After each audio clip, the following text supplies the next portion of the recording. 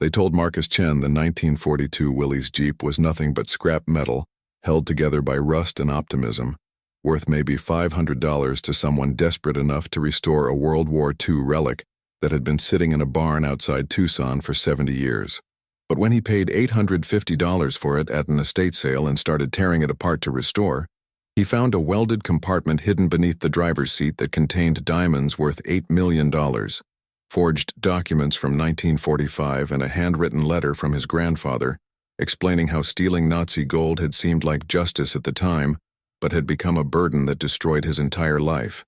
He bought a rusted Jeep, and what he found in the secret compartment was worth millions. Millions in currency and millions more in secrets that would connect him to a theft that had been unsolved for 80 years and expose a conspiracy that reached from wartime Europe to modern-day Arizona. Before we dive into this incredible story, hit that subscribe button and tell us what state you're watching from in the comments. Now let's get started. Marcus Chen was 38 years old and owned a vintage military vehicle restoration business in Phoenix, the kind of small operation that attracted history enthusiasts and veterans who wanted their old service vehicles brought back to their original glory. He'd learned the trade from his father, who'd learned it from his father. 3 generations of the Chen family specializing in keeping history alive, one restored vehicle at a time. And Marcus took pride in the fact that his shop had developed a reputation for meticulous authenticity and attention to detail that larger restoration companies couldn't match. The estate sale was in a wealthy neighborhood outside Tucson, the kind of place where old money lived quietly behind walls and gates, and Marcus had driven down on a Saturday morning because the listing mentioned military vehicles among the items being sold. The estate belonged to someone named Howard Mitchell, who died at 96 with no living relatives, his possessions being liquidated to pay debts and settle the estate through the county probate system. The Jeep sat in a barn behind the main house covered in dust and bird droppings. Its olive drab paint faded to a mottled gray-brown that made it look like it was slowly being absorbed back into the earth. The tires were rotted flat, the seats were torn and mildewed, and the engine was seized solid from decades of neglect.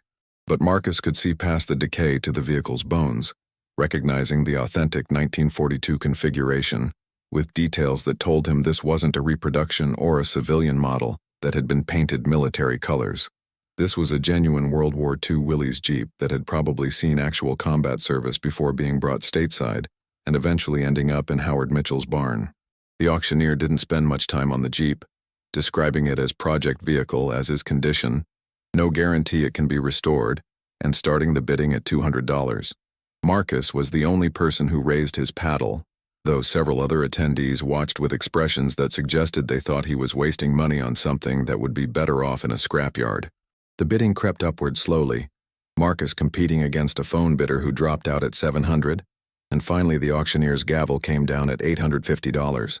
Marcus arranged for the Jeep to be transported to his Phoenix shop on a flatbed truck, spending the 2-hour drive back researching the vehicle's possible history through military databases and collector forums. The serial number stamped on the frame indicated it had been manufactured in March 1942 and assigned to the 3rd Armored Division, which had seen heavy combat in Europe from 1944 through the end of the war. After that, records became vague, suggesting the Jeep had been sold as military surplus sometime in the late 1940s and had passed through several civilian owners before presumably ending up with Howard Mitchell, though Marcus couldn't find any documentation explaining when or how Mitchell had acquired it.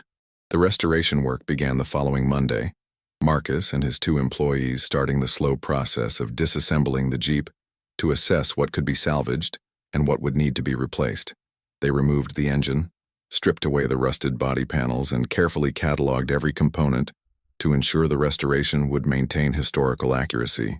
By the 3rd day, they'd removed the seats and were examining the floor pan for rust damage when Marcus noticed something unusual about the metal beneath where the driver's seat had been mounted. The floor in that section looked different from the surrounding area, the welds cruder and the metal slightly thicker, as if someone had reinforced it or added an extra layer at some point after the Jeep's original manufacture. Marcus ran his hand over the surface and felt what seemed like a seam hidden beneath decades of dirt and undercoating. He grabbed a wire brush and started cleaning, revealing a rectangular outline approximately 18 inches by 12 inches, clearly a panel that had been welded into place to cover something underneath. His employee Jake noticed what Marcus was doing and moved closer to look. "That's not factory work," he said. "Someone added that after the war, probably." "You think it's a repair for rust damage?" "Only one way to find out," Marcus replied, reaching for a cutting torch. "Whatever's under there has been sealed for probably 70 years. Let's see what someone thought was worth hiding." The torch cut through the welds slowly, sparks flying as the blade bit into metal that had been joined together sometime in the 1940s. Marcus worked carefully, not wanting to damage whatever might be underneath, until finally the panel came free, and he was able to lift it away to reveal a shallow compartment that had been protected from rust and decay by the sealed environment. Inside was a canvas bag, military issue from the look of it, wrapped in oilcloth that had kept moisture out for 8 decades. Marcus lifted it carefully and set it on his workbench, his hands shaking slightly as he unwrapped the protective layers. The bag opened with a zipper that was stiff but still functional, and inside were items that made Marcus's breath catch in his throat. Diamonds, dozens of them, loose stones ranging from 1 to 5 carats each, glittering in the workshop's fluorescent lighting with a brilliance that seemed impossible for something that had been hidden in darkness for so long. Beneath the diamonds were documents in protective sleeves, papers that looked official and important with stamps and signatures that Marcus didn't immediately recognize. And beneath everything was a letter, handwritten on yellowed paper in ink that had faded but was still legible, addressed to whoever finds this and signed with a name that made Marcus's heart start pounding, because he recognized it immediately.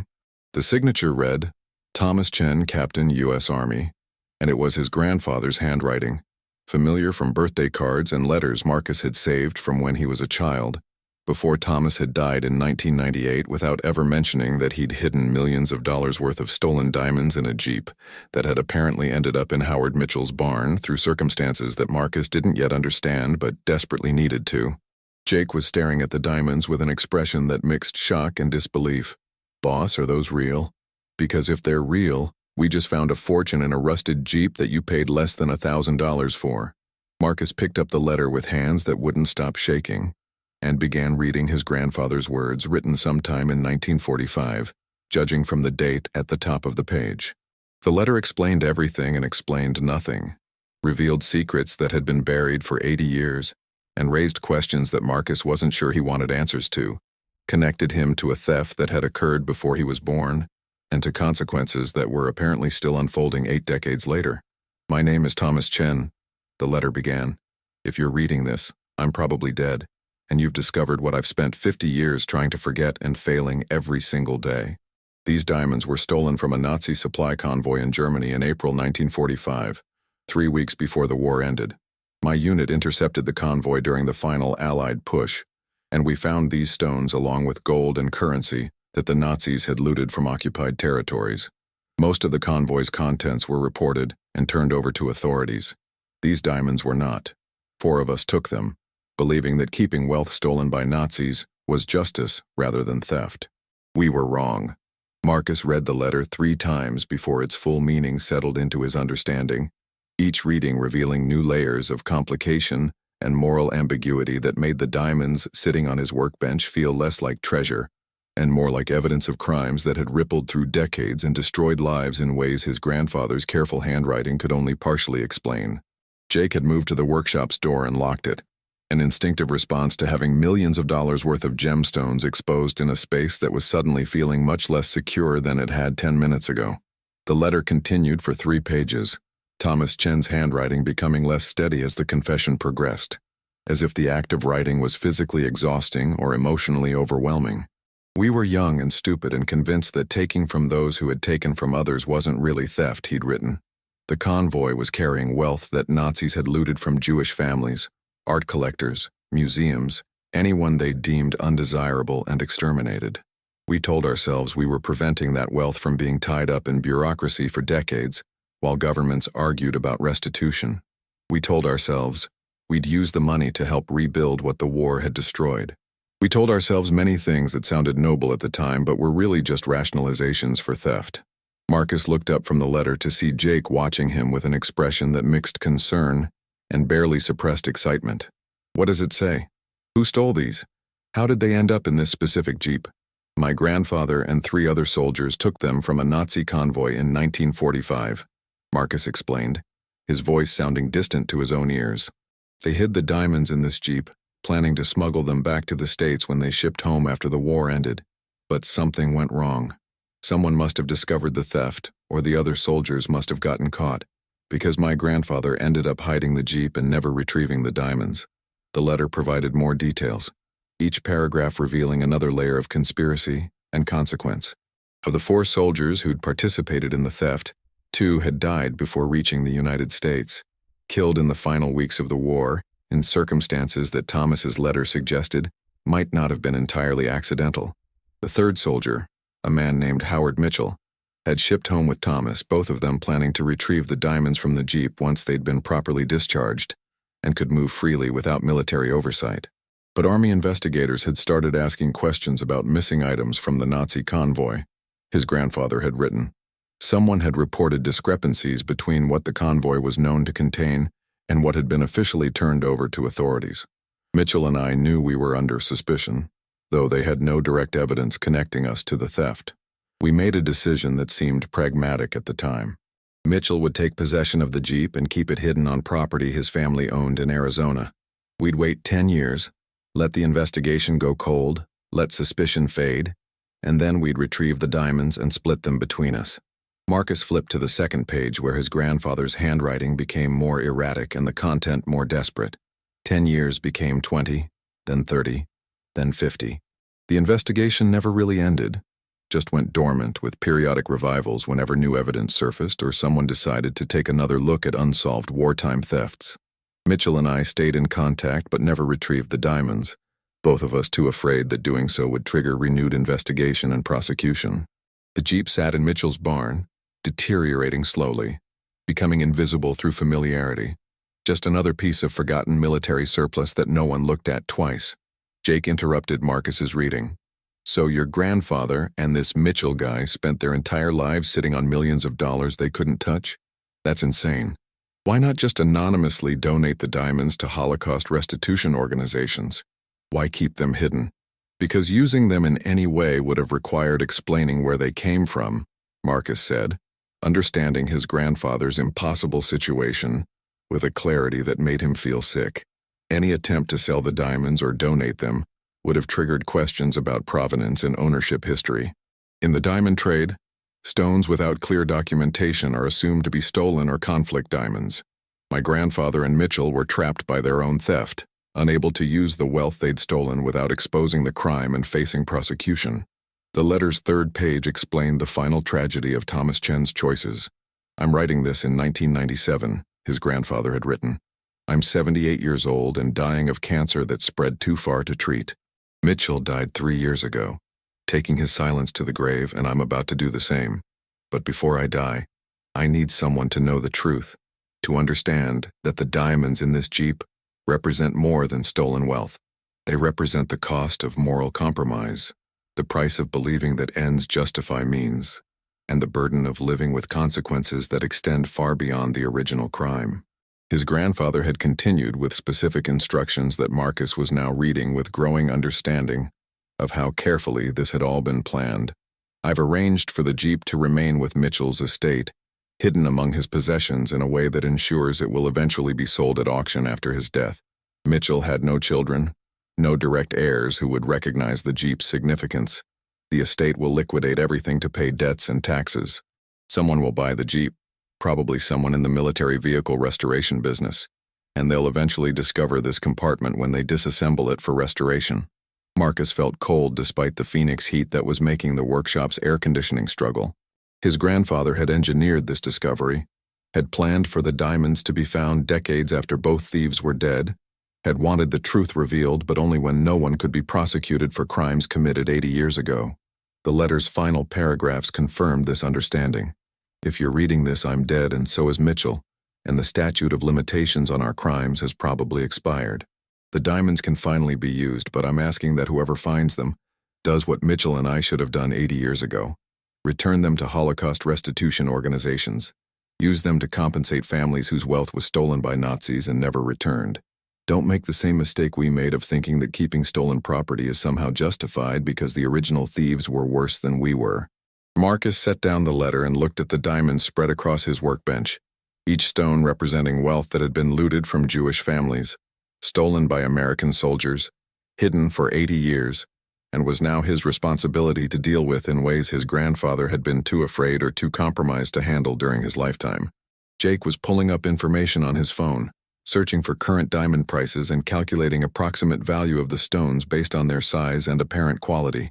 Conservative estimate, Jake said quietly. We're looking at $8 to $10 million.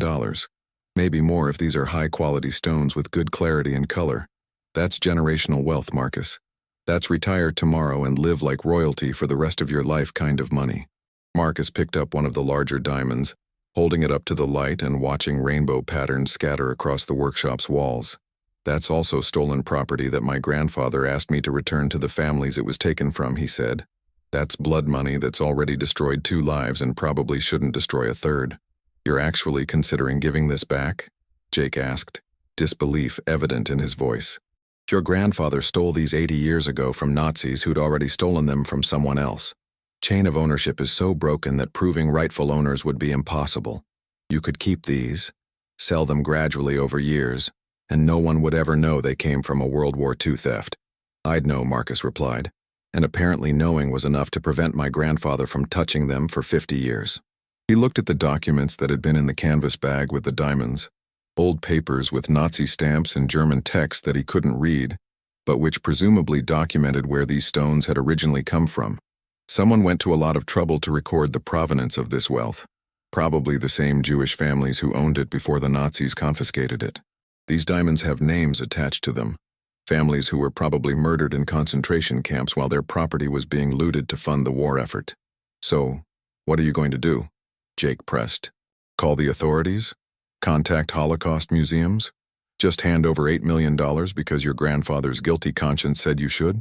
Marcus thought about his grandfather, a man he'd known as kind and gentle and perpetually sad in ways that Marcus had never understood until reading the letter that explained 50 years of living with theft and moral compromise. I'm going to research these documents and try to trace the diamonds to their original owners or their descendants, he decided. And if that's impossible, I'm going to donate them to organizations that work on Holocaust restitution. Either way, I'm not keeping wealth that was stolen from people who were murdered.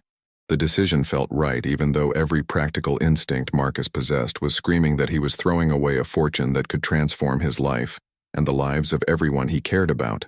But he was also thinking about his grandfather's letter, about 50 years of being unable to touch wealth that had been within reach the entire time, about dying with the burden of theft that had seemed justified in the moment, but had revealed itself as something much darker and more destructive over decades of reflection.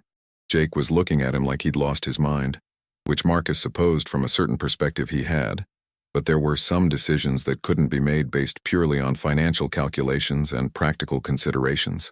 There were some choices that required thinking about who you wanted to be and what kind of person could live with themselves after making certain decisions, and Marcus was discovering that he couldn't be the person who kept diamonds stolen from Holocaust victims just because his grandfather and Howard Mitchell had been too afraid to do the right thing 80 years ago. But even as he made that decision, Marcus was also thinking about the documents and the letter and the hidden compartment that had been engineered specifically to ensure this discovery would happen, and he was starting to suspect that the diamonds were only part of what his grandfather had hidden in the Jeep, that there were more secrets waiting to be uncovered about what had really happened in Germany in 1945, and why 2 soldiers had been willing to destroy their own lives, rather than face the consequences of a theft that should have been simple, but had somehow become something much more complicated and dangerous. Marcus spent the next week researching the documents he'd found with the diamonds, scanning them and sending copies to a historian friend who specialized in World War II provenance cases, and could translate the German text that filled page after page of meticulous Nazi record-keeping. The documents were astonishingly detailed, listing not just the diamonds themselves but the names of the families they'd been confiscated from, the dates of seizure, and in some cases the fate of the original owners, clinical notations like transported to Auschwitz or liquidated with family, that reduced human tragedy to bureaucratic efficiency. Dr. Sarah Bergman, the historian Marcus had contacted, called him on the 6th day with information that made the situation substantially more complicated than a simple case of soldiers stealing from a Nazi convoy. Marcus, she said, her voice carrying an edge of excitement mixed with concern, These documents aren't just confiscation records. They're evidence of a specific Nazi operation called Action Reinhardt, the systematic looting of Jewish property in occupied Poland.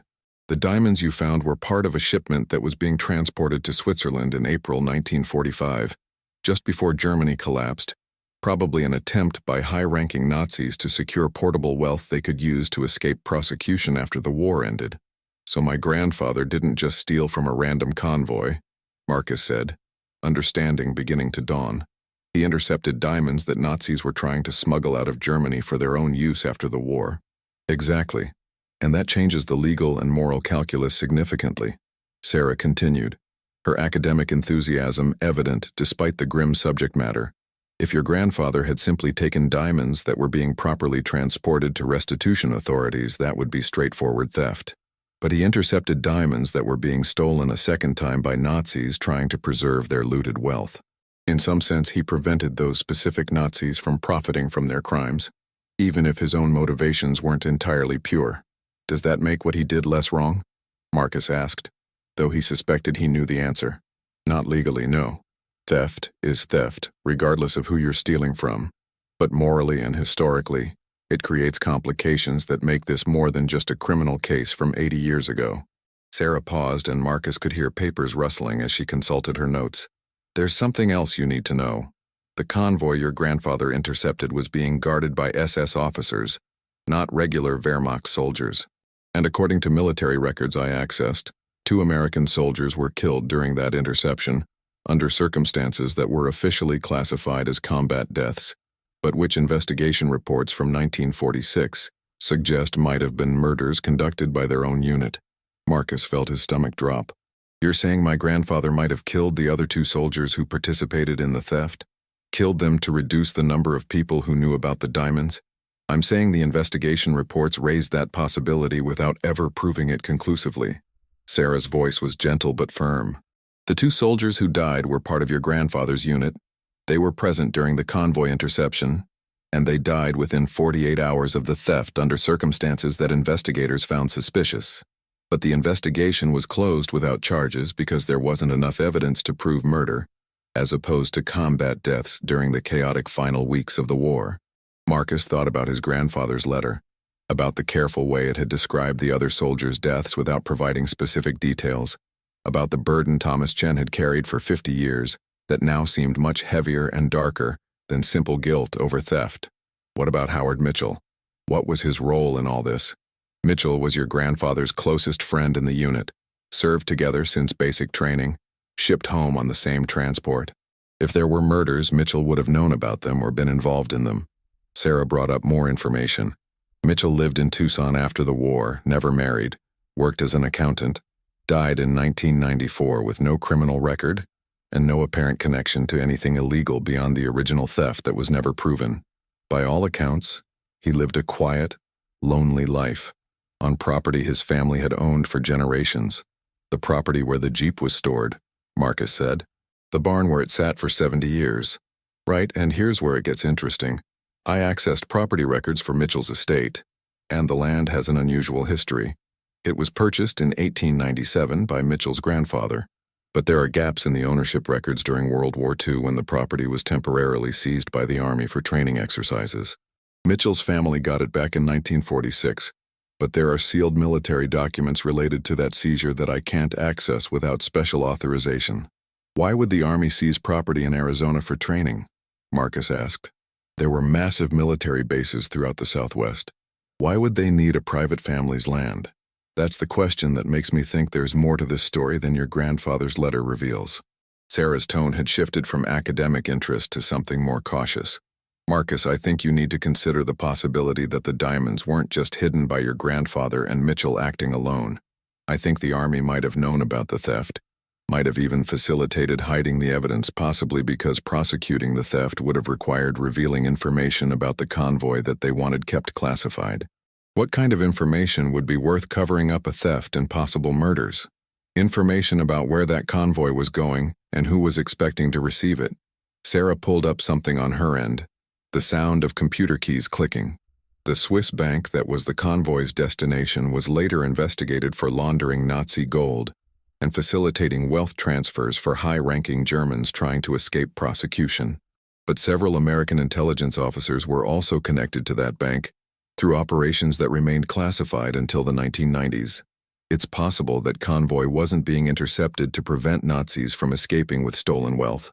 It might have been intercepted to prevent evidence from reaching Switzerland that would have exposed American intelligence officers who were helping certain Nazis escape in exchange for information about Soviet operations. Marcus sat down heavily in his workshop chair, the implications cascading through his understanding like dominoes falling. You're telling me my grandfather might have been part of an intelligence operation, not just a random theft, and the diamonds were hidden because exposing them would have revealed that American officers were helping Nazis escape prosecution? I'm saying that's one possible explanation for why the investigation was closed without charges, why the Jeep ended up on property that had been temporarily under Army control, and why your grandfather spent 50 years unable to touch the diamonds without triggering consequences he was afraid to face. Sarah's voice carried warning. Marcus, if I'm right about this, then those diamonds aren't just stolen property. They're evidence of intelligence operations that powerful people might still want kept secret, even 80 years later. You need to be very careful about who you contact and what you reveal. Marcus looked at the diamonds still sitting on his workbench, locked in his workshop safe at night, but increasingly feeling like they were locked in a prison of historical complication and moral ambiguity that had no clear path to resolution. I just wanted to restore a Jeep, he said. I didn't want to uncover war crimes and intelligence conspiracies and family secrets that reach back 80 years. Then maybe you should put the diamonds back in the compartment, weld it shut, and pretend you never found them, Sarah suggested. Whatever your grandfather was involved in, whoever was helping him hide the evidence, those people and organizations still exist in some form. The intelligence agencies that operated in 1945 are still operating today, and they have very long memories about things they want kept classified. But the families who owned these diamonds originally are gone, Marcus countered, murdered in concentration camps while their property was being stolen to fund the Nazi war machine. Don't they deserve restitution even if it means exposing operations that should have been exposed 80 years ago? Deserve and get are two different things, Sarah said quietly. You can be right about what should happen, and still end up destroyed by people who have more power and fewer scruples than you do. I've seen it before with provenance cases involving Nazi-looted art and property. People who try to do the right thing often find themselves facing legal battles they can't win, media campaigns that destroy their reputations, and mysterious complications that make their lives very difficult until they finally give up and walk away. I'm not walking away, Marcus said, surprising himself with the certainty in his voice. My grandfather lived 50 years afraid to do the right thing, and it destroyed him. I'm not making the same mistake. Then you're going to need help, Sarah replied. Legal representation, media contacts, and probably protection from people who won't want this story going public. She paused. There's someone I know, an attorney who specializes in restitution cases and who has connections to Holocaust remembrance organizations. Her name is Rachel Goldman, and if anyone can help you navigate this situation safely, it's her. But Marcus, once you contact her, once you start this process officially, there's no going back. You'll be committing to exposing whatever your grandfather was involved in, and you'll be making enemies of people who've spent 80 years keeping those operations secret. Marcus thought about his grandfather's letter, about the request to do what Thomas Chen had been too afraid to do himself, about the families whose names were documented in meticulous Nazi records showing exactly what had been stolen from them before they were murdered. Give me Rachel Goldman's contact information, he decided. It's time these diamonds went home, even if home is just memorial organizations and restitution funds that can distribute the value to descendants who survived when their ancestors didn't. Rachel Goldman arrived in Phoenix 3 days after Marcus's initial call, a woman in her mid-50s with sharp eyes and the bearing of someone who'd spent decades fighting battles that most people didn't know were being waged. She examined the diamonds and documents in Marcus's workshop, with the careful attention of an expert who'd seen similar cases before, and understood exactly how complicated this situation was about to become. Marcus watched her photograph each stone individually, document the Nazi paperwork with professional precision, and make notes in a leather journal that she kept close and never let out of her sight. This is both better and worse than I expected, Rachel finally said after 2 hours of examination. Better because the documentation is unusually complete, which means we can trace most of these diamonds to specific families and potentially locate surviving descendants. Worse, because the circumstances of how your grandfather acquired them are going to create legal complications that will take years to resolve and will attract attention from parties who'd prefer this remained buried. What kind of parties? Marcus asked, though he suspected he already knew the answer from his conversations with Sarah Bergman.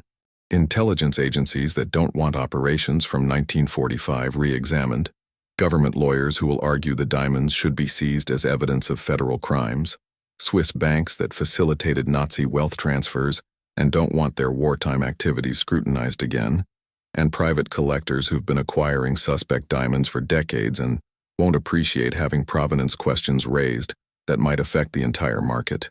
Rachel looked up from her notes.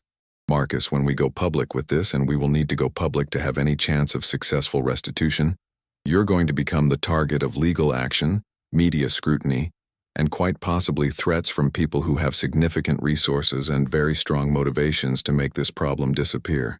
I don't care about threats, Marcus said. These diamonds belong to families who were murdered. Returning them is the right thing to do, regardless of who it inconveniences. Noble sentiment, but naive about how the world actually works. Rachel's voice was kind but firm. I've handled 17 major restitution cases over the past 20 years. In 14 of those cases, the people trying to return stolen property faced years of litigation, character assassination and media campaigns funded by opposing parties, and financial pressure designed to force them into settlements that benefited lawyers and institutions rather than actual victims' families. You need to understand that doing the right thing in restitution cases often means sacrificing your own financial security, reputation, and peace of mind for outcomes that are never as clean or satisfying as you hope they'll be. Then why do you do it? Marcus challenged. If the outcomes are never satisfying and the people trying to help get destroyed in the process, why keep taking these cases?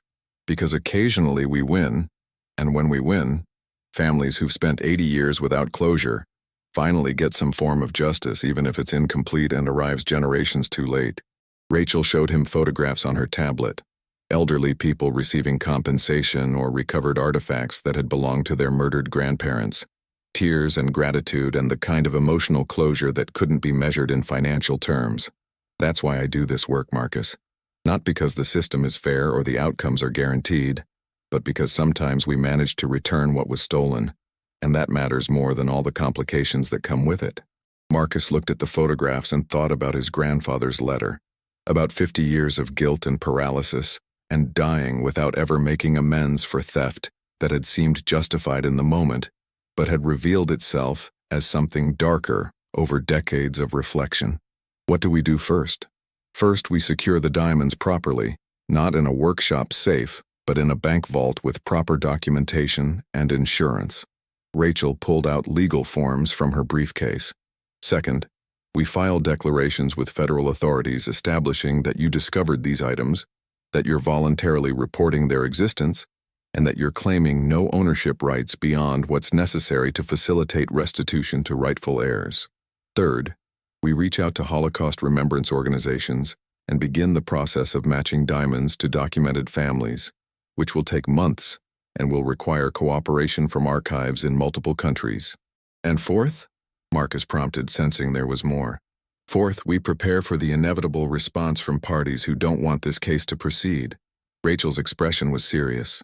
Within 48 hours of filing the federal declarations, you're going to be contacted by government lawyers wanting to seize the diamonds as evidence, by private attorneys representing interests you didn't know existed, and quite possibly by people who won't identify themselves but who'll make it very clear that continuing this process will have consequences you won't enjoy. What kind of consequences? The legal kind if you're lucky, the extra-legal kind if you're not. Rachel saw Marcus's expression and softened slightly. I'm not trying to scare you away from doing this, Marcus. I'm trying to ensure you understand what you're committing to, so you don't get blindsided when the pressure starts. Restitution cases involving Nazi-looted property attract attention from intelligence agencies that operated during World War II and are still protecting information about who they helped and who they worked with. If your grandfather was involved in operations that those agencies want kept classified, and the evidence suggests he was, then exposing this theft means potentially exposing those operations. But my grandfather and Howard Mitchell are both dead, Marcus protested. The statute of limitations on the theft has expired. What's the harm in revealing information about crimes committed 80 years ago by people who can no longer be prosecuted? The harm is in revealing that American intelligence agencies were helping Nazi war criminals escape prosecution in exchange for information about Soviet operations. Rachel pulled up classified documents on her tablet that had been declassified in the 1990s, but which most people had never seen. Operation Paperclip brought Nazi scientists to America. Operation Bloodstone recruited Eastern European collaborators for anti-Soviet intelligence work. Your grandfather's letter mentions intercepting a convoy headed to Switzerland in April 1945. That timing coincides with multiple operations where American and British intelligence were secretly facilitating the escape of high-value Nazis who could provide information about Soviet military capabilities and Communist Party operations. So the diamonds weren't just stolen by my grandfather, Marcus said, understanding crystallizing. They were supposed to be part of payment to Nazis who were providing intelligence to American agencies, and my grandfather intercepted that payment, which means the convoy records in these documents could prove that American intelligence was funding Nazi war criminals. Exactly, and that's information that certain parties, even 80 years later, would prefer remained speculative rather than documented. Rachel closed her tablet. The agencies involved have been reorganized and renamed multiple times since 1945. But institutional memory is long, and embarrassing revelations about collaboration with Nazis are exactly the kind of historical scandal that modern intelligence services work very hard to prevent from being confirmed. Marcus walked to his workshop window and looked out at the Phoenix afternoon, heat waves rising from the pavement and making the parking lot shimmer like water. My grandfather wrote that letter knowing I'd find it eventually, knowing it would lead to this exact situation. He wanted the truth exposed even though he was too afraid to expose it himself. He wanted you to have a choice he never gave himself, Rachel corrected. Your grandfather spent 50 years paralyzed by fear and guilt, unable to move forward or backward, trapped by decisions he made when he was young, and didn't fully understand the consequences. By hiding the diamonds in a way that ensured they'd be found after everyone involved was dead, he was giving you the opportunity to finish what he started, without facing the same immediate threats and pressures that prevented him from acting during his lifetime. And if I finish it, if we go forward with the restitution process, what's the realistic best-case outcome? Best case, we successfully trace 70 to 80% of the diamonds to documented families, locate surviving descendants who can establish legitimate claims, and facilitate restitution through a combination of direct returns and contributions to Holocaust education and remembrance funds. The process takes 3 to 5 years, involves extensive litigation and negotiation, generates significant media attention that ultimately helps rather than hurts the cause, and results in you being recognized for doing the right thing despite enormous pressure to do otherwise. And worst case? Worst case, government agencies seize the diamonds as evidence and tie them up in legal proceedings that last decades. Private interests launch coordinated campaigns to discredit you and your grandfather. The stress and financial burden destroy your business and personal relationships, and ultimately the diamonds end up in government warehouses or museum archives, where they sit as historical curiosities, rather than being returned to families who actually have legitimate claims. Rachel met his eyes. I've seen both outcomes, Marcus, and many variations in between. What I can't tell you is which outcome this case will produce, because that depends on factors neither of us can fully predict or control. Marcus thought about his restoration business, about the life he'd built restoring military vehicles and preserving history, about the relative peace and security that would evaporate the moment he filed federal declarations about diamonds worth millions that connected to intelligence operations and Nazi collaboration, and family secrets that reached back 8 decades. He thought about his grandfather's letter and the request to do what Thomas Chen had been too afraid to do, about the families whose names were documented in papers that reduced their murder to bureaucratic efficiency. File the declarations, Marcus decided. Contact the Holocaust organizations. Start the restitution process.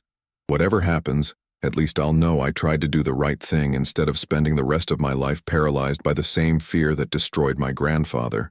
Rachel nodded and began pulling out more legal documents that would need to be signed and filed and submitted to authorities, who would immediately begin the process of making Marcus's life substantially more complicated than it had been before he'd bought a rusted Jeep for $850, and discovered that sometimes the right choice and the easy choice were so far apart that choosing between them defined who you were and who you were willing to become. The federal declarations were filed on a Tuesday morning in September, and by Wednesday afternoon, Marcus's phone was ringing constantly with calls from government attorneys, media outlets, private investigators, and numbers that showed as blocked or international origins that he'd learned not to answer. Rachel had warned him the response would be immediate and overwhelming, but understanding that intellectually was different from experiencing the actual pressure of having his entire life suddenly become subject to scrutiny and intervention from parties with resources and motivations that far exceeded anything he'd anticipated. The Department of Justice moved first, filing an emergency motion to seize the diamonds as evidence of federal crimes and requesting that Marcus be enjoined from transferring or discussing them publicly until ownership could be properly adjudicated through the courts. The motion argued that stolen property remained stolen regardless of how much time had passed, that the federal government had standing to claim items taken from Nazi convoys that should have been turned over to Allied restitution authorities, and that Marcus's voluntary disclosure didn't grant him any special rights to control disposition of items that were evidence of crimes his grandfather had committed. Rachel filed opposition papers within 48 hours, arguing that the statute of limitations on the underlying theft had long expired, that Thomas Chen and Howard Mitchell were both deceased, and thus beyond prosecution, that Marcus had no legal obligation to continue concealing evidence of historical crimes just because revealing them was inconvenient for government agencies, and that the diamonds' documented provenance clearly established they should be returned to families from whom they'd been originally stolen, rather than seized by government bureaucracies that had no legitimate claim to them. The media attention was intense and divided. Some outlets portrayed Marcus as a hero trying to right historical wrongs, while others suggested he was exploiting Holocaust victims' suffering to gain attention, or was naively interfering with complex legal processes he didn't understand. Several articles questioned his grandfather's actual role in acquiring the diamonds, with unnamed sources suggesting that Thomas Chen might have been involved in more serious crimes than simple theft, that the murders of the two other soldiers might not have been combat deaths, and that Marcus was whitewashing a war criminal's legacy by presenting him as someone who'd been paralyzed by conscience rather than fear of prosecution. 3 weeks after filing the declarations, Marcus received a visitor who wasn't a lawyer or journalist but something more concerning. The man appeared at his workshop without appointment, well-dressed and polite, carrying identification that showed he worked for a private security consulting firm that Marcus's internet research revealed had connections to multiple intelligence agencies. The man introduced himself as Robert Hayes and asked if they could speak privately about matters that would be better discussed away from phones and recording devices. They walked to a park 3 blocks from Marcus's shop, Hayes maintaining casual conversation about Phoenix weather and military vehicle restoration, until they'd reached a bench far from other people. Then his tone shifted to something more direct and substantially less friendly. "Mr. Chen, my employers are concerned about the attention your case is generating, and the historical questions it's raising about operations that were conducted appropriately given the context of their time, but which contemporary audiences might misunderstand or mischaracterize. Your employers being intelligence agencies that helped Nazi war criminals escape prosecution?" Marcus asked bluntly. "My employers being people who understand that intelligence work during wartime sometimes requires cooperation with individuals whose backgrounds are complicated, and that revealing details about those cooperations 80 years after the fact serves no useful purpose except to embarrass agencies and undermine public trust in institutions that continue to protect American interests." Hayes's voice remained calm and reasonable, which somehow made the implicit threat more concerning than if he'd been openly hostile. "The diamonds you found are evidence of operations that are better left unexamined. We're prepared to make you a very generous offer to facilitate that outcome." Marcus felt anger cutting through the fear Hayes was clearly trying to provoke. "You want to buy my silence? Pay me to give up the restitution case and let the diamonds disappear into whatever classified vault you're planning to store them in. We want to compensate you fairly for your cooperation in resolving this matter quietly in ways that protect legitimate security interests while still ensuring the diamonds eventually reach appropriate destinations." Hayes pulled out papers from his jacket. $5 million transferred to accounts of your choosing. No taxes or reporting requirements. complete indemnification against any legal action related to your grandfather's theft, and guaranteed that the diamonds will be donated to Holocaust education organizations through channels that don't require public disclosure of their provenance or the operations they're connected to. So the families who actually owned these diamonds never learn they've been recovered, never get closure about what happened to their property, and intelligence agencies continue hiding their collaboration with Nazis. Marcus stood up. "Thank you for the offer, Mr. Hayes, but I'm not interested in helping cover up historical crimes just because revealing them is embarrassing to powerful people." Hayes remained seated, his expression unchanged. "Mr. Chen, you should understand that this offer represents the friendly option. There are other approaches to resolving this situation that you would find considerably less pleasant. Your business depends on government surplus auctions for inventory. Your restoration licenses require federal approvals that can be revoked for various reasons. Your personal finances and tax returns can be audited with exceptional thoroughness. These are not threats, simply observations about how complicated life becomes for people who make decisions that powerful institutions find problematic." Marcus walked away without responding, his hands shaking with adrenaline and anger, returning to his workshop where Rachel was waiting with updates about the legal proceedings that were consuming their days and depleting Marcus's savings with attorney fees that were mounting faster than his business income could sustain. She listened to his description of the encounter with Hayes and made notes with the grim expression of someone who'd expected exactly this kind of pressure. "They're escalating faster than I anticipated," she said. "Usually these situations involve months of legal maneuvering before they move to direct pressure and implied threats. The fact that they're already making offers and suggesting consequences means the information those diamonds could reveal is more sensitive than we initially understood." "So what do we do?" Marcus asked. "Keep fighting and hope we survive the pressure, or accept that some battles can't be won against opponents with unlimited resources. We do what we've been doing, but we accelerate the timeline and go public with everything before they can contain it." Rachel pulled up draft press releases and media contacts. "I've been preparing for this contingency, coordinating with Holocaust remembrance organizations and several major media outlets that specialize in investigative journalism about intelligence operations and historical accountability. Tomorrow morning we're holding a press conference where you'll present the diamonds publicly, show the documentation connecting them to specific families, and explain your grandfather's letter and the restitution process we're initiating. Once it's public, once millions of people know about these diamonds and their history, it becomes much harder for intelligence agencies to seize them quietly or pressure you into silence." "And the families?" Marcus pressed. "Have you been able to locate any surviving descendants?" 3 so far, with strong leads on 7 more. Rachel showed him photographs and family trees documenting chains of inheritance from Holocaust victims to living relatives scattered across Israel, the United States, and Europe. These people have been waiting 80 years for some form of closure about what happened to their grandparents and great-grandparents. Returning even a fraction of what was stolen won't undo the murders or compensate for the loss, but it provides acknowledgement that their family's suffering and theft is remembered and taken seriously. The press conference happened the following day in a hotel conference room packed with journalists, representatives from Holocaust organizations, and several of the surviving family members Rachel had located. Marcus stood at a podium with the diamonds displayed in a locked case behind him, his grandfather's letter framed and visible, and told the story of buying a Jeep and discovering secrets that had been hidden for 8 decades. He spoke about Thomas Chen's paralysis and guilt, about the families whose property had been stolen, about the intelligence operations that had complicated simple theft into something darker and more historically significant. The questions from journalists were sharp and skeptical, asking whether Marcus expected financial benefit from the publicity, whether his grandfather had been a war criminal rather than a conflicted soldier, whether the diamonds were authentic and the documentation legitimate.